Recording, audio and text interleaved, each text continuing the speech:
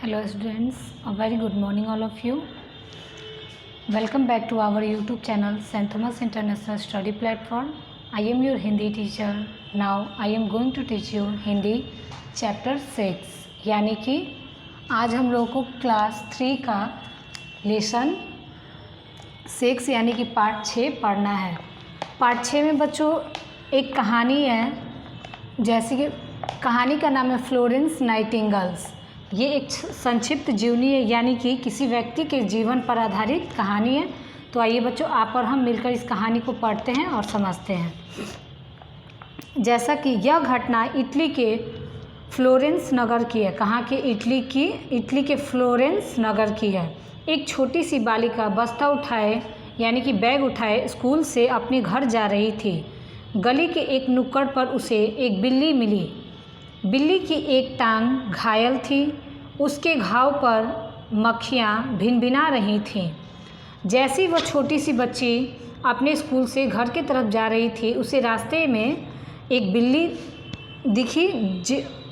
जिस बिल्ली का टांग घायल था, उसके घाव पर बहुत सारी मधुमक्खियाँ क्या हो रही थी? भिनभिना रही थी। उस बालिका को बिल्ली पर दया आ गई, वह उसे अपने घर ले आई। उसने बिल्ली के घाव को गर्म पानी से धोया और उस पर पट्टी कर दी। लगभग एक सप्ताह की सेवा के बाद वह बिल्ली ठीक हो गई। 1 वीक के बाद यानी कि 1 वीक तक उस लड़की ने उस बिल्ली का ख्याल रखा और वह 1 वीक के बाद अच्छी हो गई। आप जानते हैं कि उस बिल्ली की सेवा करने वाली बालिका कौन थी? उस दयालु बालिका का नाम था फ्लोरेंस नाइटिंगेल। क्या नाम था? Florence Nightingale. फ्लोरेंस नाइटिंगेल का हृदय यानी कि दिल बचपन से ही बड़ा कोमल था। किसी को दुख में देखकर उसका मन दुखी हो उठता था। किसी को बीमार देखकर वह तुरंत उसकी सेवा में जुट जाती। जब वह थोड़ी बड़ी हुई तो बीमार और रोगियों की सेवा करना ही उसे अपने जीवन का उद्देश्य लगा। जब वह थोड़ी सी बड़ी हुई तो उसे बीमार और असहाय लोगों का सेवा करना ही उसका जीवन लगा। उसने मन ही मन नर्स बनने का निश्चय किया। जब उसके माता पिता को उसकी इच्छा के बारे में पता चला तो वे बहुत नाराज़ हुए। यानी कि जब फ्लोरेंस नाइटिंगेल्स के पिता और मम्मी पापा को उनके पता चला कि उनकी बेटी नर्स बनना चाहती है, तो उनको बहुत गुस्सा आया कि तुम ये काम नहीं करोगी, ये काम अच्छा नहीं है, ऐसा कुछ वो लोग बोलने लगे। उन्होंने फ्लोरेंस को नर्स बनने की अनुमति नहीं दी, इजाज़त नहीं दी। यानी कि नर्स बनाने से उन्होंने मना कर दिया। किसको? Florence Nightingale. वे इस काम को पसंद नहीं करते थे। उन दिनों में सम्मानित परिवारों की लड़कियां इस व्यवसाय को नहीं अपनाती थी।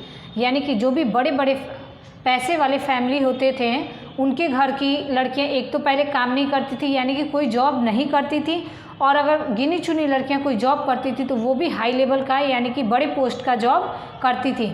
और उस समय नर्स को बहुत ही छोटा लेवल यानी कि नीचे दर्जा पे रखा जाता था। इसको एक निचली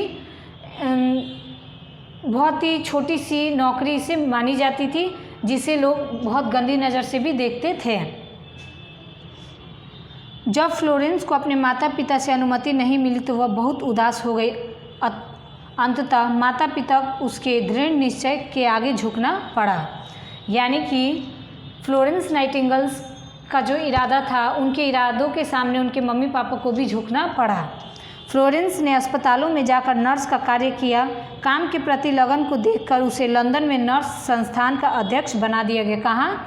वो अपने काम में इतनी मग्न थी और इतने ईमानदारी से अपने काम को और अच्छाई से करती थी कि उनके काम को देखते हुए लंदन में नर्स संस्थान का अध्यक्ष बना दिया गया। सभी उसके काम की बड़ी प्रशंसा करते थे। उन्हीं दिनों इंग्लैंड को एक युद्ध का सामना करना पड़ा। उन्हीं दिनों क्या हुआ था? यानी कि फ्लोरेंस नाइटिंगेल्स के ज़माने में, यानी उनके जीवन काल में ही इंग्लैंड का युद्ध हुआ था, जिसका सामना उन्हें करना पड़ा। युद्ध में घायल सैनिकों को अस्पताल में लाया जाने लगा। गंभीर रूप से घायलों को स्कूटरी अस्पताल में लाया जाता था। उस अस्पताल में रोगियों की देखभाल की जिम्मेदारी सरकार ने फ्लोरेंस को सौंप दी। इस अस्पताल में रोगियों की सेवा और देखभाल का उचित प्रबंध नहीं था। फ्लोरेंस ने अपने प्रयत्नों से यानी अपनी कोशिशों से रोगियों को जरूरी सुविधाएं उपलब्ध कराईं। वह दिन रात रोगियों की सेवा में जुट गई। वह स्वयं प्रत्येक रोगी से मिलती थी। अस्पताल में बिजली का प्रबंध नहीं था, इसलिए वह रात को हाथ में लैंप लेकर रोगियों के पास जाती थी। रोगी उसे देखते ही पीड़ा भूलकर मुस्कुरा उठते थे। बीमार सैनिक उसे लैंप वाली देवी कहते थे। युद्ध में घायल सभी सैनिकों को अस्पताल में लाना कठिन होता था, इसलिए उनकी देखभाल सैनिक शिविरों में ही की जाती थी। इन शिविरों में चिकित्सा प्रबंध न के बराबर था, यानी कि उनका जो कैंप था वहाँ पर मेडिकली कोई भी सुविधा उनको प्रोवाइड नहीं था, वहाँ पे उपलब्ध नहीं था।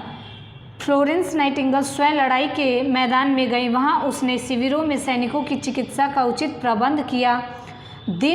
रात दिन लगाकर काम करने से उसका शरीर कमज़ोर हो गया। वह इंग्लैंड लौट आई।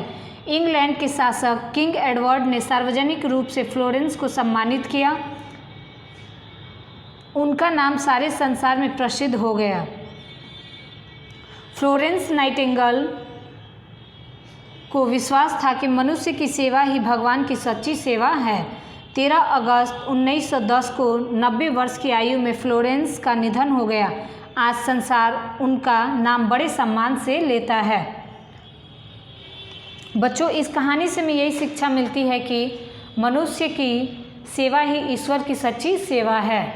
यानी कि जो हम लोग मंदिर में जाते हैं, फूल प्रसाद या जो भी हम लोग चढ़ाते हैं, मान लो तरह तरह की मिठाइयाँ, फल, ये सारी चीज़ें हम लोग जो मंदिर में चढ़ाते हैं, अगर वो हम किसी गरीब और असहाय को दे देते हैं, जिससे वह गरीब व्यक्ति का पेट भर जाता है, यानी कि उसकी भूख मिट जाती है, तो उससे बड़ी सेवा इस दुनिया में कोई सेवा नहीं है। यानी कि हमें मनुष्यों की सेवा करनी चाहिए, असहायों की मदद करनी चाहिए। बच्चों, इस कहानी में यही है कि फ्लोरेंस को बचपन से ही नर्स बनने की इच्छा हो जाती है, लेकिन उनके मम्मी पापा उनके इस सपने को पूरा नहीं होने देते। यानी कि उनको पसंद नहीं आता है कि उनकी बेटी नर्स बने, क्योंकि उनके ज़माने में बड़े बड़े घरानों की लड़कियां एक तो जॉब करती नहीं थी, और कोई जॉब करता भी था तो बहुत ही हाई पोस्ट यानी हाई लेवल का जॉब करता था।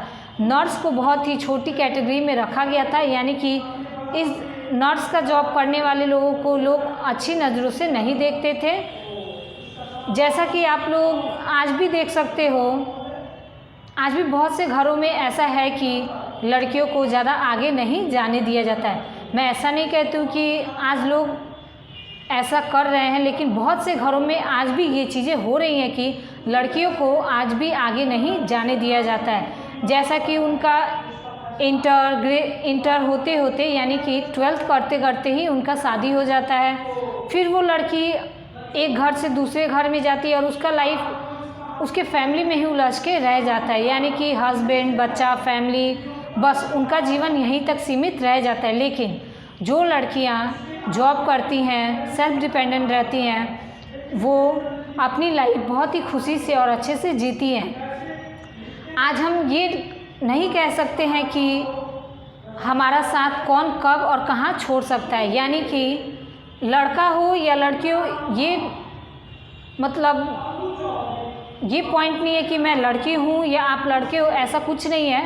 आज हर एक इंसान हमें धोखा देकर चला जाता है। इसलिए अगर हम सेल्फ डिपेंडेंट रहते हैं, खुद से कमा सकते हैं, तो हमें कोई छोड़ भी देता है तो हम लोग अपना ख्याल खुद से रख सकते हैं, हम खुद कमा सकते हैं और अपने साथ साथ अन्य और लोगों का भी ख्याल रख सकते हैं। इसलिए हमेशा लड़का या खासकर लड़का या लड़की दोनों को तो सेल्फ डिपेंडेंट होना ही चाहिए, बट मैं खासकर लड़कियों को कहूँगी कि उन्हें भी सेल्फ डिपेंडेंट बनना चाहिए, ताकि उन्हें शादी के बाद अपने हस्बैंड के सामने हाथ ना फैलाना पड़े किसी भी चीज़ के लिए।